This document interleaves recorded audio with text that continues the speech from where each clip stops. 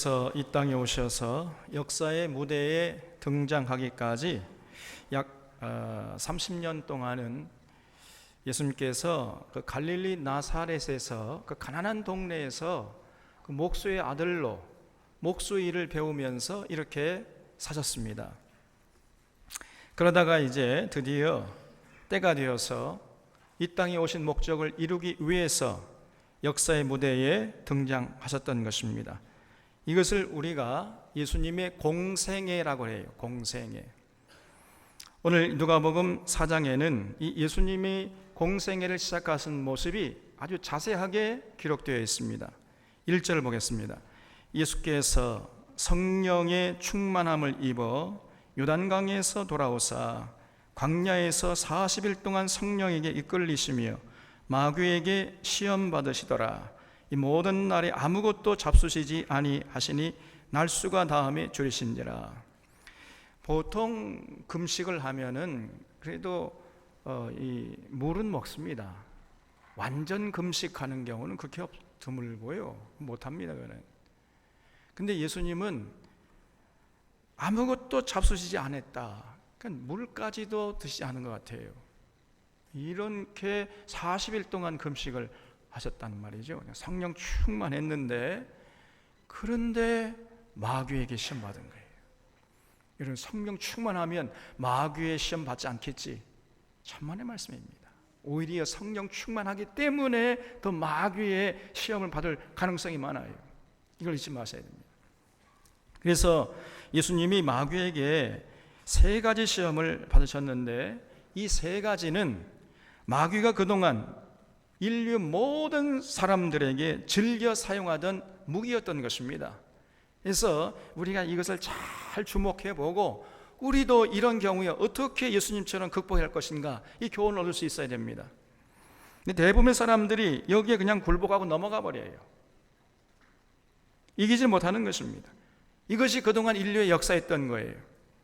그래서 사도 바울이 로마서 5장 17절에서 말씀하기를 한 사람의 범죄로 말미암아 사망이 그 한 사람을 통하여 왕노릇하였다, 이렇게 인류 역사를 한마디로 요약하고 있어요. 다시 말씀드려서 아담이 그 마귀의 꿰매에 빠져가지고 하나님의 명령 불순종하고 그 선악과를 따먹은 그 후에 모든 사람들이 이 마귀의 유혹에 넘어가서 죄를 범했다는 거예요. 그래서 죄의 삭은 사망이라고 해가지고 사망이 그동안 온 인류의 왕노릇을 하는 그런 역사가 이 인류 역사라는 것입니다. 그런데 유일하게도 그 마귀의 유혹에 넘어가지 않고 사망이 왕노릇하지 못한 분이 계셨어요. 그분이 누구요? 예수님이시죠. 그 유일하신 분이 바로 예수님이셨습니다. 3절을 보겠습니다. 마귀가 이르되 네가 만일 하나님의 아들이거든 이 돌들에게 명하여 떡이 되게 하라 그랬어요. 마귀가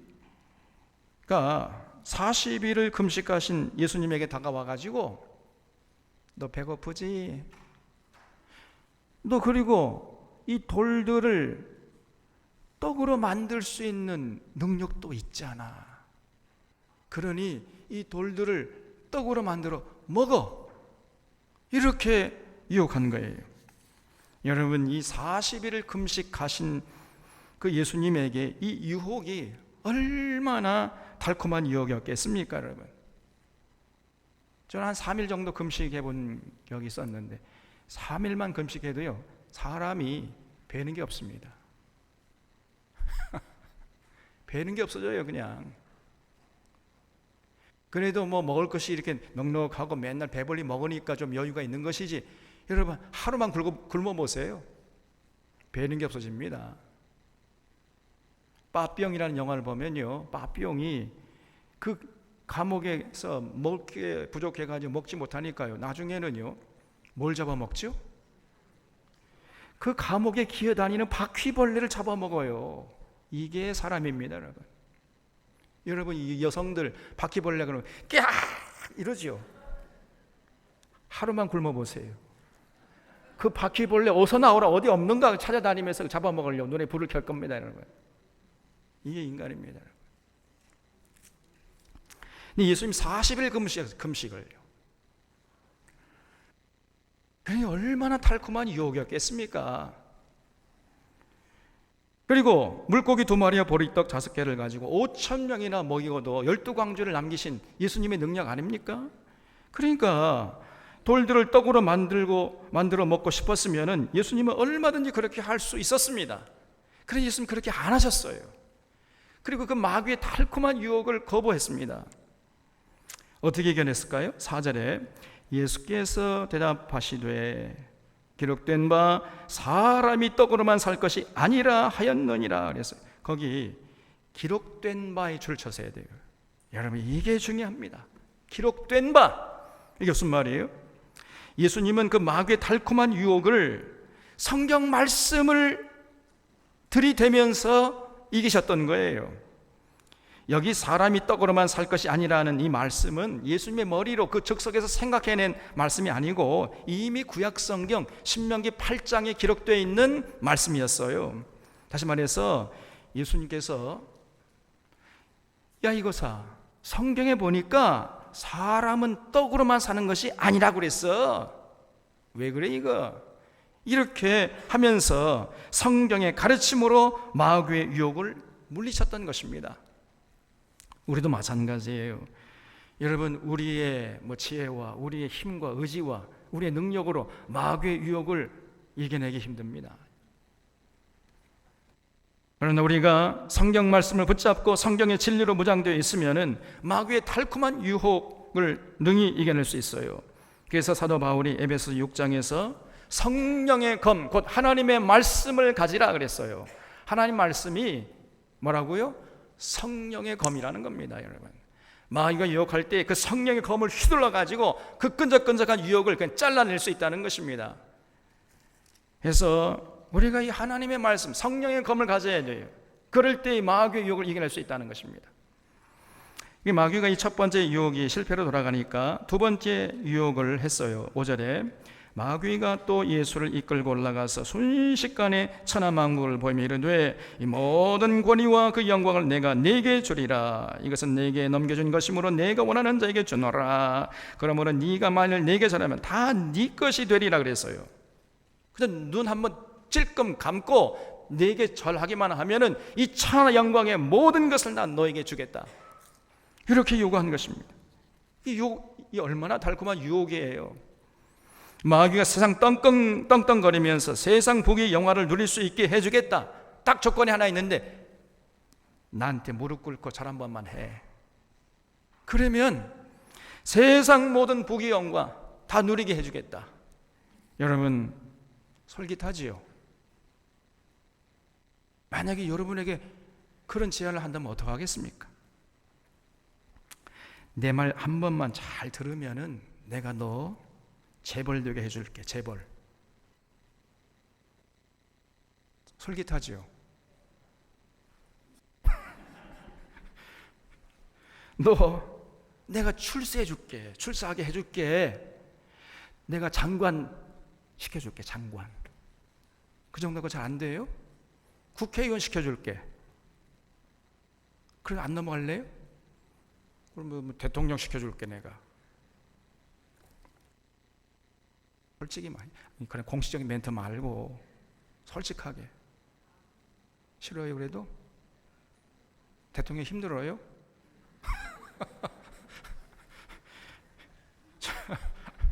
대단하시네요 분들. 사실 달콤한 거예요. 그러면 대통령 좀 힘드니까 그러면은 이 이병철 같이 해가지고 100조 돈 100조 줄게. 딱 한 번만 네 앞에 절래. 그러면 내가 그 대가로 100조 원을 줄게. 그럼 어떻게 하실래요? 조금 생각해 보겠습니다.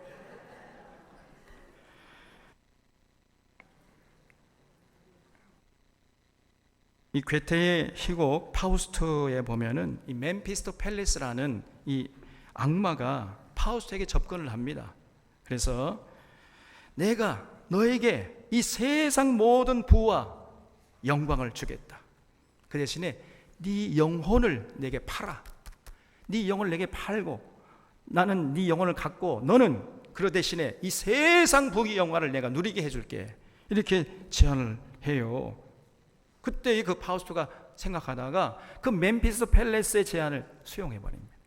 자기 영혼을 팔고 이 세상 부귀 영화를 누릴 수 있다 그러니까요, 거기에 그냥 응낙해버리는 거예요.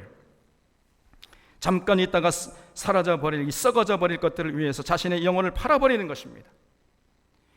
영혼과 찰나를 바꿔버리는 이런 어리석은 존재로 이 파우스트를 묘사하고 있어요. 근데 돌아보면요, 이런 어리석은 인생들이 오늘 우리 주변에도 너무나 많아요. 여러분, 우리도 예외가 아닙니다. 우리도 자신할 수가 없어요. 우리도 언제 그런 인생이 될지 모르기 때문에 늘 경계해야 됩니다. 양심도 버리고 우정도 버리고 심지어 신앙마저 버리면서 자신의 유익을 추구하는 것이 곧 마귀에게 절하는 것이고 마귀에게 굴복하는 것입니다. 양심의 소리를 외면하면서까지, 하나님의 가르침을 외면하면서까지 자기 유익을 추구하려는 이러한 자세를 우리가 극히 경계해야 돼요. 나는 절대로 양심을 속이면서까지 내 유익을 추구하지 않겠다, 필요 이상으로 많은 대가를 내가 누리려고 하지 않겠다 하는 이런 의지를 확고히 해야 하는 것입니다. 그러나 그 정도의 결단과 의지만 가지고서도요, 그 마귀의 유혹을 이겨내기 어렵습니다. 너무나 마귀의 유혹이 끈적끈적하고 달콤하기 때문에 그거를 극복해내기가 여간 어려운 게 아니에요. 그래서 마귀의 유혹을 완벽하게 이길 수 있는 비결이 있는데, 그것이 바로 오늘 예수님께서 우리에게 보여준 모습이에요. 예수님께서 그 마귀의 끈적끈적 유혹을 어떻게 이겨냈습니까? 8절에 예수께서 대답하여 이르시되 기록된 바 주 너희 하나님께 경배하고 다만 그를 섬기라 하였느니라 그랬어요. 여기서도 역시 기록된 바 그랬죠. 기록된 바, 다시 말해 성경을 들이댄 거예요. 성령의 검, 곧 하나님의 말씀을 휘둘러서 그 마귀의 유혹을 물리쳤던 것입니다. 기록된 바 성경에서 너희 하나님께 경배하고 다만 그를 섬기라 했어, 이거사, 이러면서 이제 물리치신 것이죠. 여러분, 이것입니다. 우리의 결단과 각오와 의지만 가지고서 마귀의 유혹을 이겨내기가 쉽지 않아요. 2%가 부족해. 2%가 그 부족한 2%는 성경 말씀을 붙잡고 성경의 진리를 의지하는 이런 모습을 통해서 우리가 채울 수 있다는 것이죠. 그러면 우리의 속사람이 강건해지고 마귀의 달콤한 유혹을 우리가 넉넉히 이겨낼 수 있는 것입니다. 9절을 보겠습니다. 또 이끌고 예루살렘으로 가서 성전 꼭대기에 세우고 이르되 네가 만일 하나님의 아들이여든 여기서 뛰어내리라 기록되었을 때, 놀랍게도요, 이번에는 마귀가 또 성령의 검, 곧 하나님의 말씀을 가지고 또 유혹을 하는 것입니다. 여러분 꼭 기억하세요. 마귀도 하나님의 말씀을 가지고 우리를 유혹한다니까요. 기록되었으되 하나님이 너를 위하여 그 사자들을 명하사 너를 지키게 하시리라 하였고 또한 그들이 손으로 너를 받들어 내 발이 돌에 부딪히지 않게 하리라 하였느니라 그랬어요.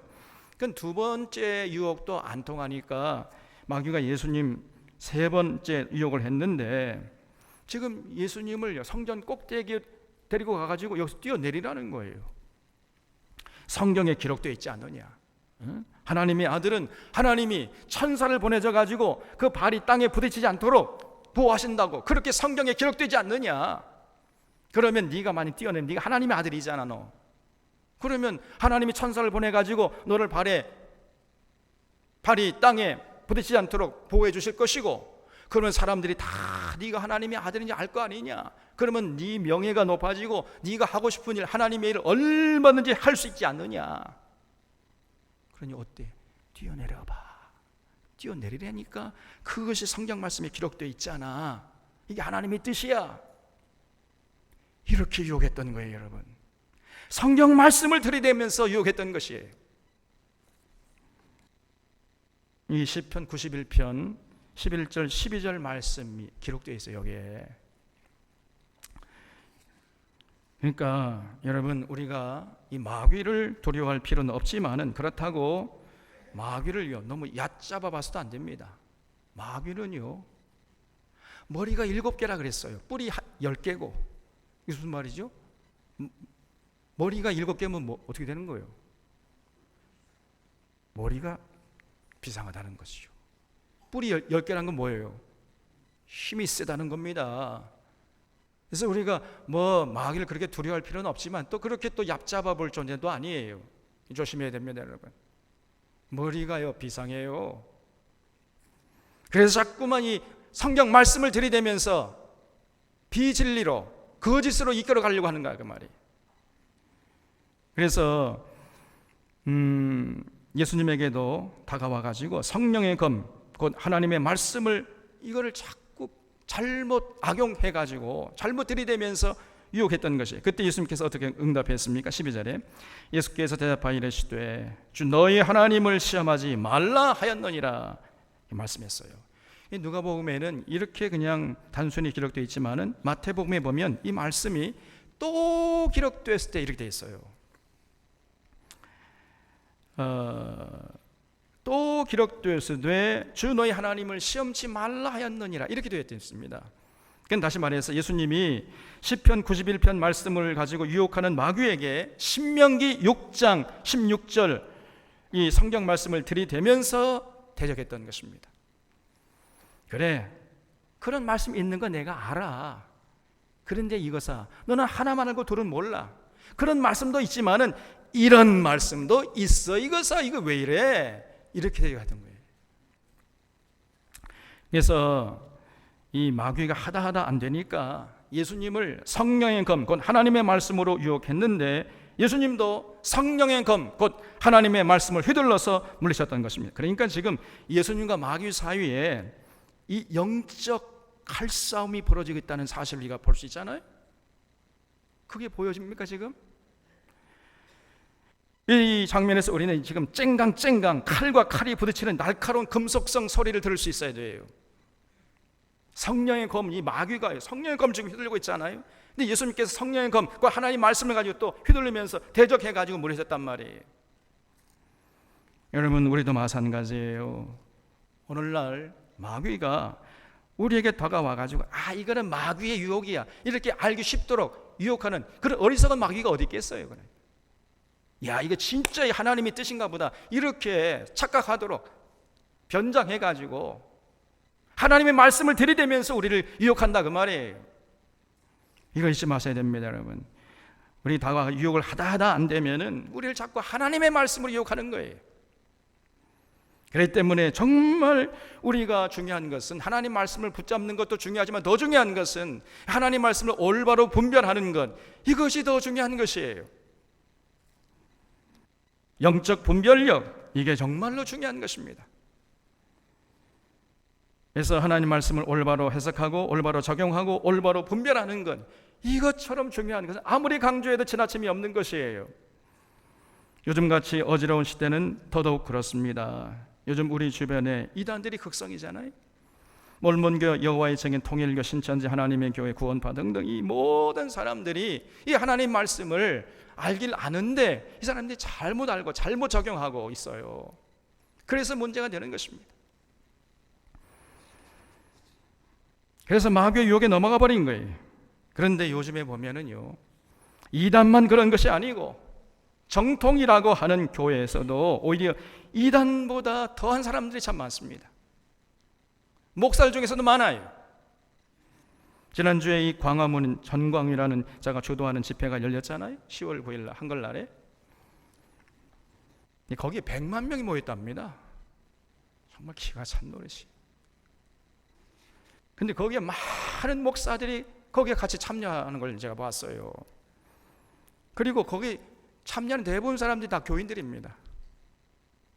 이 한국 교회가요, 이 썩을 대로 썩었다는 것을 보여주는 거예요. 여실하게. 근데 우리 통합증 목사도 거기에 강단에 올라가지고 막 선글라스 끼고 이러고 있더라고.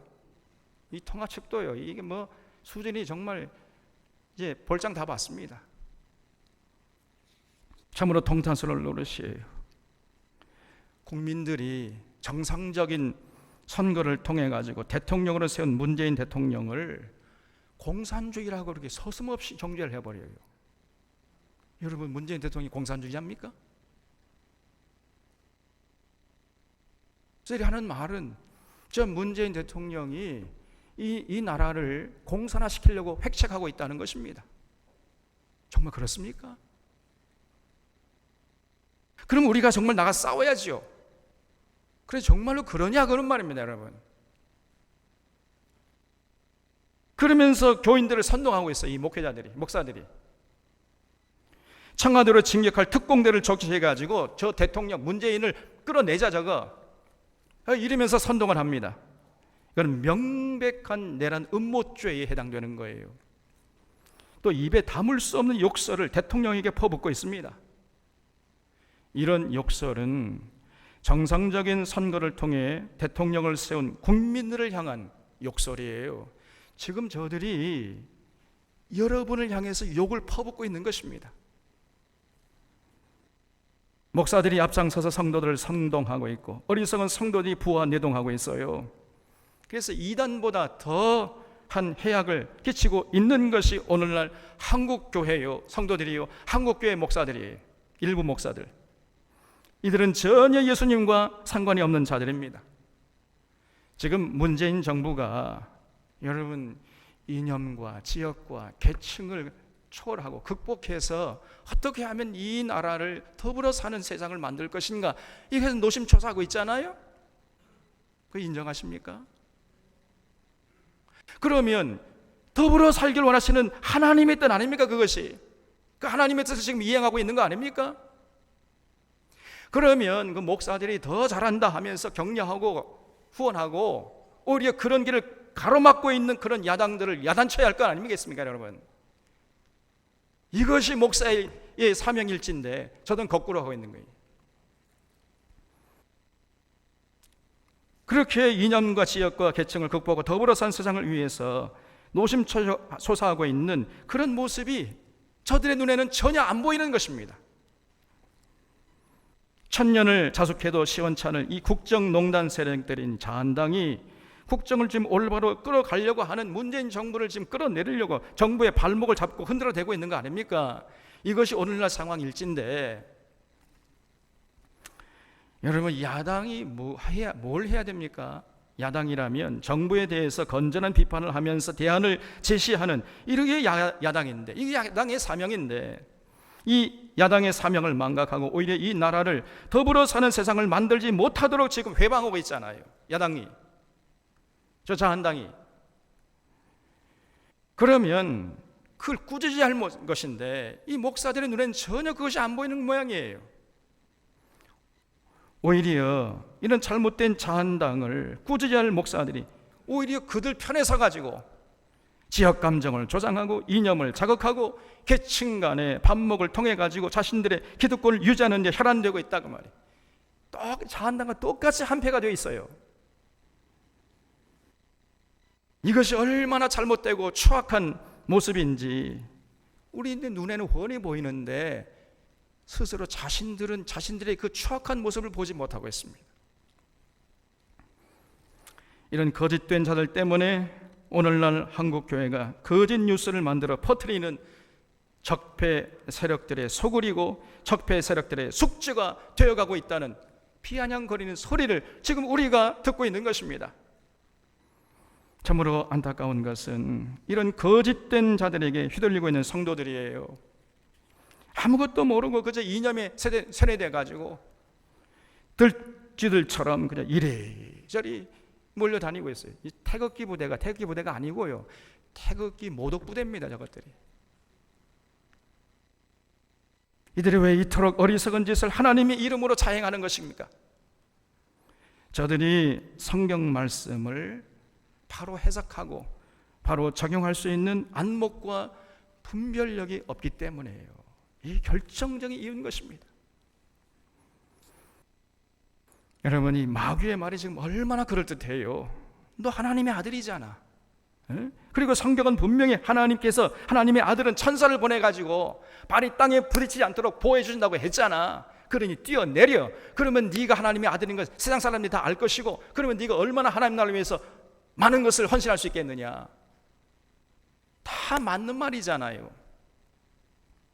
그러나 성경의 다른 곳에는 주 너의 하나님을 시험하지 말라 이렇게 말씀했잖아요. 이거는 모르고 있는 거예요.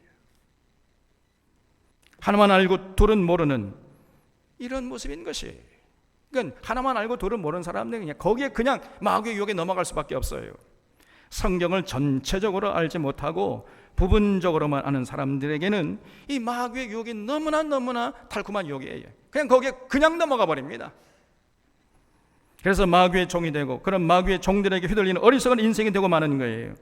그러므로 우리들은 성경을 전체적으로 보는 눈을 가지고 올바로 해석하고 적용할 수 있는 이 영적 분별력을 가지려고 애를 써야 한다는 것을 다시 한번 우리 샤론의 교우들은 마음속에 깊이 새길 수 있기를 주님의 이름으로 부탁을 드립니다. 여러분, 바로 그런 본이 되시는 분이 예수님이셨단 말이죠. 예수님.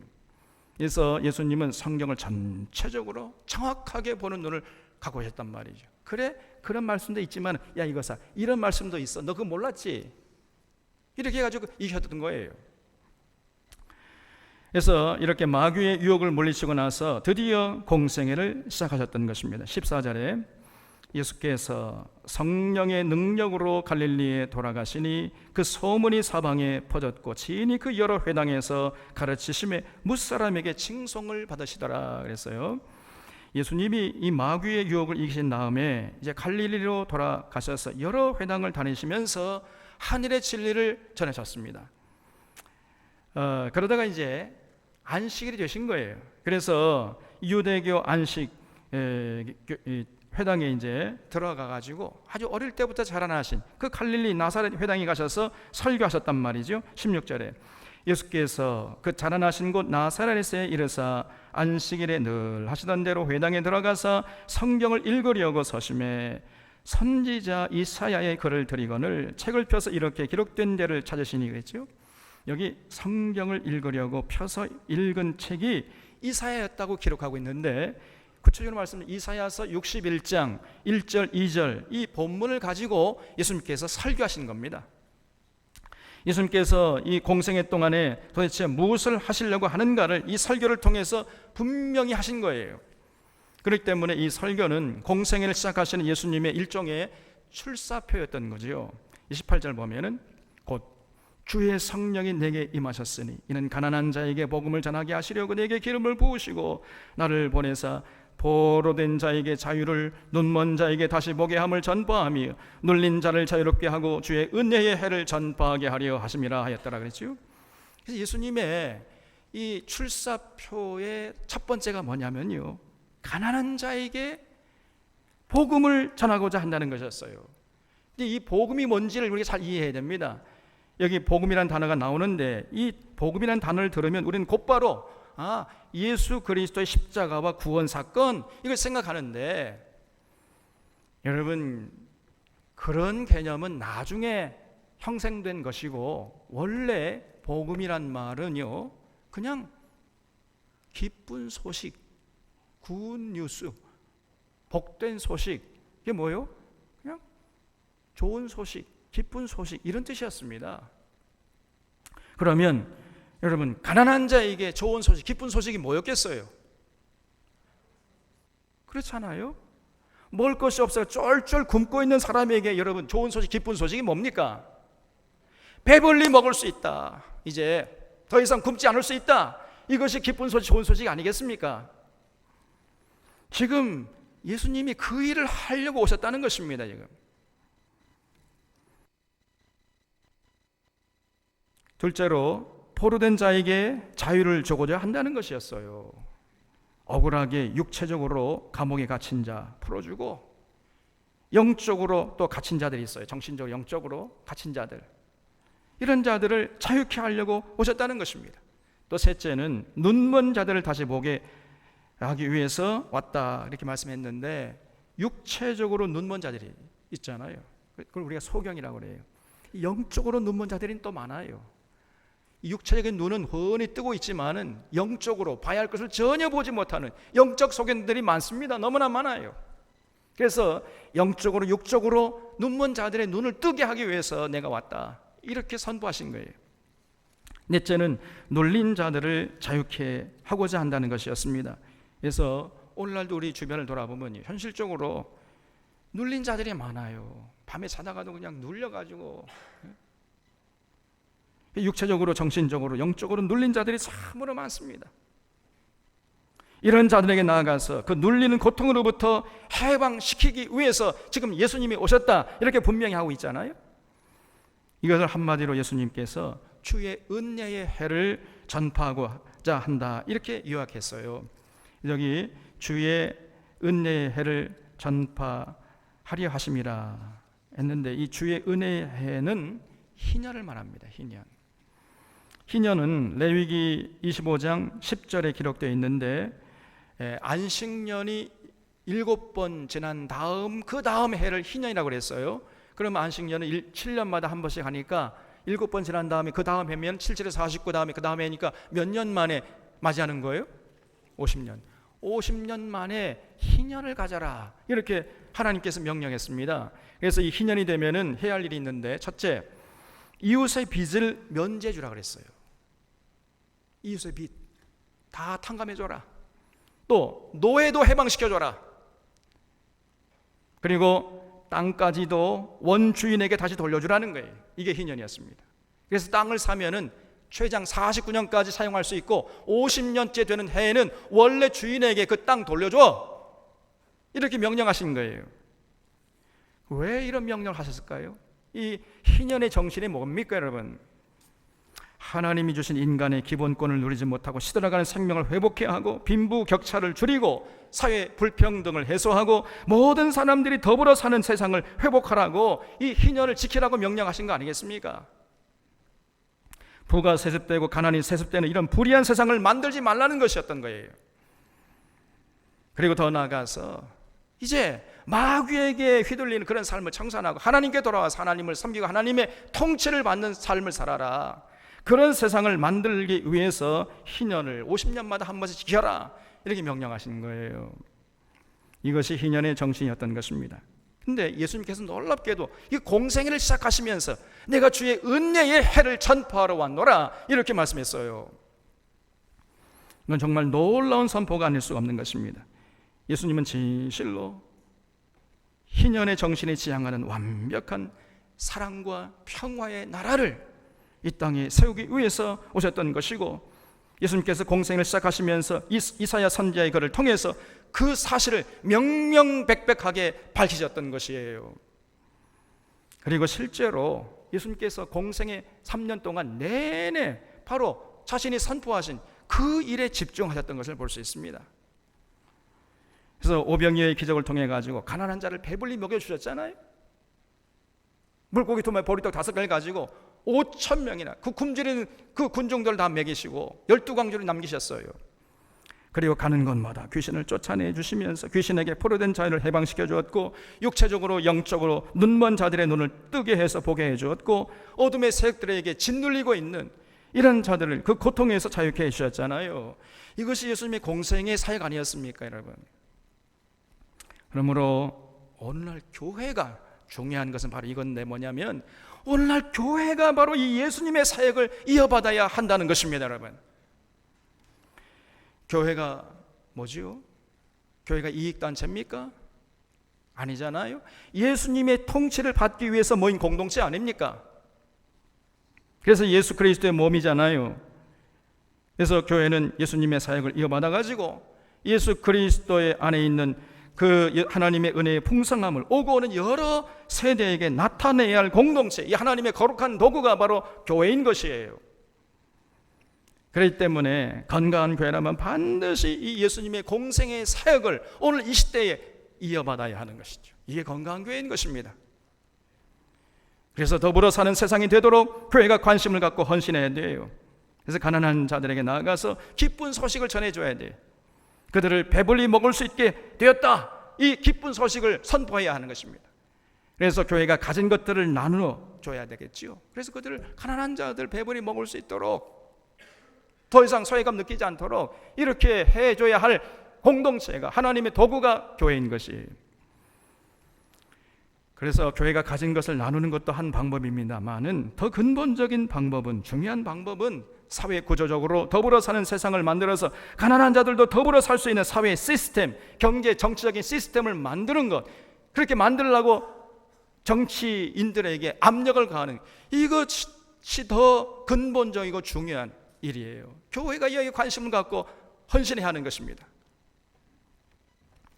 그래서 이것을 경제적인 용어로 표현하면은 자본주의 사회에 사회주의의 정책을 가미하도록 교회가 정치권에게 요구할 수 있어야 돼요. 그런데 오늘 한국 교회는요, 사회주의 정책 그러면 그냥 뒤로 넘어가면 경기를 보입니다. 이게 한국 교회 수준이에요.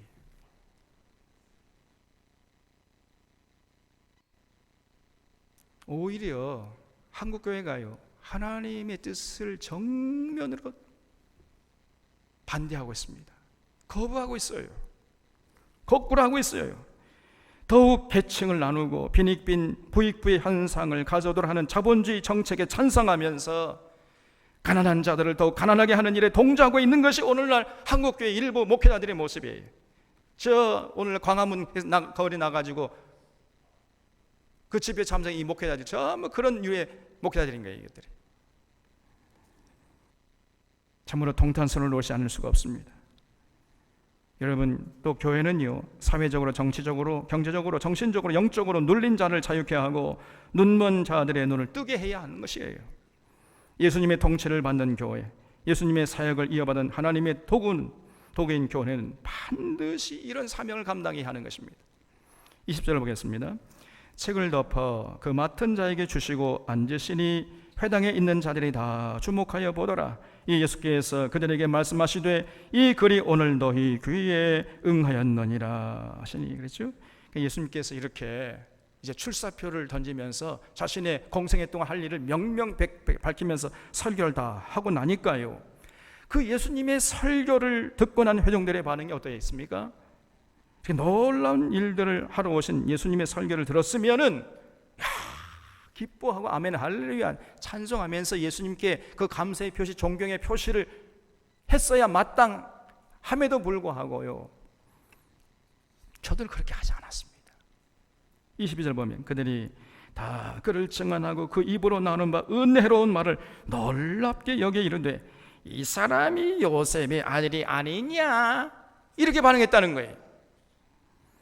그러니까 예수님의 설교를 들은 사람들이 오히려 기뻐하기는커녕 불쾌하게 생각하면서 뭐야 젠장, 저거 그 갈릴리 나사렛 가난병의 목수의 아들 아니야 저거? 이렇게 반응했다는 거예요. 그러면서 배척한 것입니다. 이 예수님께서 23절에서 예수께서 그들에게 이르시되 너희가 반드시 의사야 너 자신을 고치라 하는 속담을 인용하여 네게 말하기를 우리가 들은 바 가버나움에서 행한 일을 네 고향 여기서도 행하라 하리라 그랬어요. 그러니까 이 가버나움에서 병자 고쳤다면서 너 예수 말이야, 그러면 여기서도 한번 병자 고쳐봐, 이렇게 나왔다는 거예요. 그렇게 빈정되는 사람들의 심정을 예수님이 벌써 다 읽고 계셨던 겁니다. 그러면서 24절에서 또 이르시되 내가 진실로 너희에게 이르노니 선지자가 고향에서는 환영을 받는 자가 없느니라 그랬어요. 예수님의 설교를 들은 당시 사람들이 사랑과 존경을 표해도 턱없이 부족한 예수님을 보면서요, 초롱하고 오히려 빈정댔다는 겁니다. 네, 여러분, 저들은 예수님만 그런 게 아니에요. 엘리야에게도 마찬가지로 했단 말이에요. 엘리야가 3년 6개월 동안이나 하늘에서 비를 내리지 않게 하는 굉장한 능력을 행하니까요, 그때 오히려 사람들은 엘리야를 배척했어요. 또 단 한 사람도 엘리야의 말에 귀를 기울이지 않았습니다. 하나님께 돌아온 사람은 오직 사렙다 과부 한 사람뿐이었어요. 또 엘리사 때도 갑절의 능력으로 그 많은 이적과 능력을 행했잖아요. 10가지 이적과 능력 행했잖아요. 그래도 하나님께 돌아온 사람은 오직 수리아 사람 나만 장군 1명 정도, 그 정도. 나머지는 전부 엘리사가 그렇게 굉장한 능력을 행하면서 하나님이 구원이시다, 하나님께 돌아와라 아무리 외쳐도 돌아가지 않았습니다. 오히려 빈정댔어요. 예수님께서 이러면서 그들의 잘못된 역사를 보시면서 지적하면서 한탄하시니까요, 그 말을 들은 사람들이 더 분노했던 겁니다. 28절에 회당에 있는 자들이 이것을 듣고 다 크게 화가 나서 일어나 동네 밖으로 쫓아내어 그 동네가 건설된 산 낭떠러지까지 끌고 가서 밀쳐 떨어뜨리고자 하되 예수께서 그들 가운데로 지나서 가시니라 그랬죠. 그러니까 예수님이 설교 한 번 하고 나서 죽을 뻔했어요. 그 예수님의 그 공생의 시작을 알리는 그 첫 설교를 듣고 난 이 회중들이 전부 분노가 이렇게 나가지고 예수님을 잡아가지고 산 낭떠러지 끌고 가가지고 예수님을 잡아 죽이려고 했다 그 말이. 왜 그래요? 당시의 기득권층들이 예수님의 설교를 듣고 마음이 찔리니까 이를 갈면서 저놈의 새끼 잡아 죽이자. 그리고 예수님을 잡아가지고 낭떠러지 떨어뜨려 죽이려고 했다는 겁니다. 그 정도로 당시 기득권층들이 타락하고 회당이 부패해 있었던 거예요. 저들은요, 가난한 자에게 기쁜 소식이 전해지는 것 절대로 원치 않았습니다. 포로된 자들이 자유를 누리게 되는 세상을 전혀 원치 않았던 거예요. 눈먼 자들이 다시 눈을 뜨고 눌린 자들이 그 억압에서 자유케 되는, 그래서 더불어 사는 세상을 결코 원치 않았던 것입니다. 예수님이 그런 일을 하겠다고 그러니까 이를 갈면서 달려들어가지고 거품 물고 잡아가지고 예수님을 죽이려고 하는 이런 모습을 보였던 거예요. 꼭 오늘날의 자유한국당 사람들 아닙니까? 이 한국교회 극우 세력들 아니에요? 아마 오늘날 예수님께서 오셔서 이렇게 설교를 하셨으면은 오늘날 똑같이 당시의 이 유대인들처럼 한국교회가 예수님에게 증오의 이빨을 들이대면서 저 정복 좌파 빨갱이 공산주의를 잡아 죽이자, 이렇게 나왔을 것입니다. 그러면 덤벼들었을 거예요. 얼마나 어리석은 모습인지 알 수가 없습니다. 당시에 유대교 사람들이 바로 그랬던 거예요. 예수님의 설교를 듣자마자 예수님을 존경하기는커녕 예수님을 잡아 죽이려고 덤벼들었던 거예요. 다른 차원에서 생각해 보면 예수님은 설교하실 때요, 한번 설교하면 사람들의 마음을 뒤집어 놓는 강력한 설교를 하셨던 거예요. 그저 달콤하게 잘 된다, 복 준다, 이런 거짓 위로를 전하거나 그 거짓된 축복을 남발하는 이런 차원의 설교 예수님은 하시지 않았습니다. 예수님의 설교를 듣고 감동을 받든지 아니면 이를 갈면서 예수님을 때려 죽이려고 덤벼들든지 둘 중에 하나를 선택할 수밖에 없는, 이렇게 그냥 강력한 설교를 하셨던 거예요. 예수님은 절대로 두리뭉실하게 이렇게 설교하지 않았습니다. 오늘날 한국교회 강단에서는 이런 예수님 같은 설교를 듣는 것은 하늘의 별 따기처럼 어려졌어요. 거의 들을 수가 없습니다. 거의 대부분 그저 잘된다, 복준다 하면서 달콤한 기복신앙이나 신비주의에 빠져 있는 것입니다. 우리 사론의 교우들은 절대로 이런 수준의 신앙인들이 되지 않기를 주님의 이름으로 부탁을 드립니다. 여러분, 31절에 갈릴리의 가버나움 동네에 내려오사 안식일에 가르치심에 그들이 그 가르치심에 놀라니 이는 그 말씀이 권세가 있음이라 그랬어요. 이게 예수님이 가는 곳마다 하늘의 진리를 전해주셨는데 이 예수님의 가르침에는요, 범접할 수 있는 권세가 있었다는 거죠. 33절에 회당에 더러운 귀신 들린 사람이 있어 크게 소리질러 이르되 이 나사렛 예수여, 우리가 당신과 무슨 상관이 있나이까? 우리를 멸하러 왔나이까? 나는 당신이 누구인 줄 아노니 하나님의 거룩한 자네이다. 이렇게 나온 거예요. 예수님께서 꾸짖어 이르실 때 잠잠하고 그 사람에게서 나오라 하시니 귀신이 그 사람을 무리 중에 넘어뜨리고 나오되 그 사람은 상하지 아니하니라 그랬죠. 귀신이 예수님을 보자마자 귀신같이 알아봤어요. 나는 당신이 누구인지 다 안다는 겁니다. 하나님의 거룩한 자고 하나님의 아들이다, 이거를요 딱 보면 그냥 알아버려. 귀신같이 압니다, 여러분. 근데요, 그 다음, 그 전에 있는 말이 굉장히 중요해요. 우리가 당신과 무슨 상관이 있나이까? 이 말이 중요해요. 귀신은요, 예수님이 하나님의 거룩한 자신 줄을 알았습니다. 그리고 믿었어요. 그런데 그 믿음이 귀신의 말과 행동에 아무런 상관이 없었던 것이고 아무런 영향력을 행사할 수가 없었어요. 이게 귀신의 믿음입니다. 그러니까 죽은 믿음이죠. 여러분, 우리가 이 귀신의 믿음을 가지고 한다면 그건 정말로 부끄러운 것이고 그 죽은 믿음은 결코 우리를 천국으로 인도하지 못하는 겁니다. 그러므로 우리는 우리 자신을 철저히 돌아봐야 돼요. 과연 우리의 믿음이 죽은 믿음, 귀신의 믿음같이 죽은 믿음이냐 산 믿음이냐, 우리가 스스로 우리 자신을 철저히 돌아봐야 돼요. 예수님께서 이런 귀신을 보고 꾸짖었죠. 잠잠하고 그 사람에게 나오라 하니까 즉시 그 사람에게서 나와버렸어요.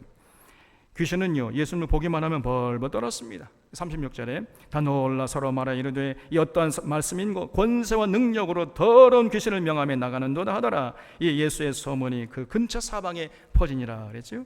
사람들이 깜짝 놀라가지고 야 도대체 이 사람이 어떤 사람이길래 저렇게 말씀으로 명하는데 귀신이 도망가는, 도대체 이런 굉장한 권세와 능력 어디서 온 거냐, 이래서 반응했다는 거예요.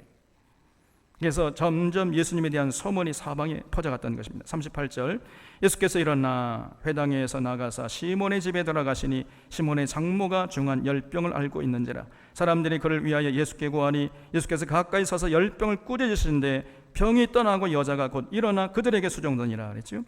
이렇게 가는 곳마다 육체적으로 고통받는 자들, 그 고통에서 해방시켜 주심으로 예수님의 그 공생애를 시작할 때 출사표대로 하시는 모습을 우리에게 보여주셨습니다. 40절에 해질 무렵에 사람들이 온갖 병자들을 데리고 나오매 예수께서 일일이 그 위에 손을 얹으사 고치시니 여러 사람에게서 귀신들이 나가며 소리질러 이르되 당신은 하나님의 아들이니이다. 예수께서 꾸짖으사 그들이 말함을 허락지 아니하시니 이는 자기를 그리스도인 줄 알미라라 그랬죠. 지금 예수님이요, 귀신같이 알아보면서 예수님을 당신은 하나님의 아들입니다 이렇게 고백했는데 잠잠해는 입 다물어 말하지 못하겠다는 거예요. 왜 그랬을까요? 왜 예수님이 그렇게 행동했겠습니까? 여러분, 말로는 그렇게 고백하면서 삶으로는 전혀 그런 고백에 어울리지 않는 삶을 산다면 그 고백이 예수님에게 기쁨이 영광이 되겠습니까? 예수님의 이름을 거룩하게 하는 쪽으로 반응하겠습니까? 아니면 예수님의 이름에 먹칠을 하는 것으로 반응하겠습니까? 예수님의 이름을 먹칠할 거 아니겠습니까? 우리가 예수님을 믿는다고 하면서 우리 삶의 현장에 나가서는 전혀 예수님 가르침대로 안 살아봐요. 여전히 긁어 모으려고 저 세속적으로 살아봐요. 그러면서 예수님이 하나님의 아들입니다 고백하면은 예수님의 이름이 거룩히 여김을 받겠습니까? 아니면 예수님의 이름에 똥칠을 하는 것이겠습니까, 여러분? 그러면 그런 사람은 예수님을 하나님의 아들이라고 고백하면 됩니까, 안 됩니까? 아직 이해가 안 되세요? 집에 한번 생각해 보세요. 너 이것에 입 다물어. 여러분, 오히려 그런 자들 신앙 고백 못하게 했어요, 예수님.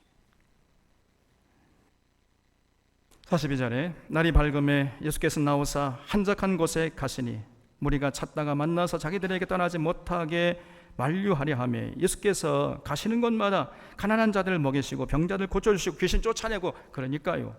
야, 사람들이 예수님을 주목하면 이제 예수님의 인기가 그냥 짱이었습니다. 슈퍼스타였던 거예요, 예수님이. 그래서 사람들이 예수님을 만나기만 하면 예수님 어디 가지 마시고요, 우리가 예수님을 잘 대접할 테니까 우리와 같이 여기 머물러서 삽시다 그냥, 이렇게 요구했던 거예요. 예수님을 붙잡아 두려고 했던 것입니다. 그러니까 예수님께서 43절에 예수께서 이르시되 내가 다른 동네에서도 하나님의 나라 복음을 전하여야 하리니 나는 이 일로 보내심을 입었노라 하시고 갈릴리 여러 회당에서 전도하시더라 그랬죠. 예수님은요 전혀 그들의 요구에 응답하지 않았습니다. 그러니까 대접받을 생각도 없었고 우쭐할 마음도 없었고요, 자기네 기득권 챙길 생각도 없었고 자기 자리 전혀 생각 없었습니다. 그냥 그 청을 뿌리치고 이 동네 저 동네 다니시면서 가는 곳마다 그 땅에 오신 이 땅에 오신 목적을 위해서 헌신하셨던 거예요. 이것이 예수님의 공생의 사역이었습니다. 여러분, 우리 사랑의 교우들이 이런 예수님을 그리스도로 다시금 삶의 중심에 모시고 오늘 이 시대에 진실로 건강한 교회를 함께 세워 나갈 수 있기를 주님의 이름으로 부탁드립니다. 여기였습니다. 거룩하신 하나님 아버지, 오늘 이 사론의 교우들 함께 공생애를 시작하시는 예수님의 모습을 살펴보았습니다. 하나님, 그 예수님의 모습을 마음에 새기고 참으로 진리로 무장해서 마귀의 유혹을 물리치고 하나님께 쓰임받는 복된 인생들 다 되게 하여 주시옵소서. 무엇보다도 저희들에게 영적 분별력을 허락해 주시어서 이 어지러운 시대에 무엇이 참이고 무엇이 거짓인지 올바로 분별하면서 하나님의 뜻을 받들어 승리하는 아름다운 주의 백성들 다 되게 하여 주시옵소서.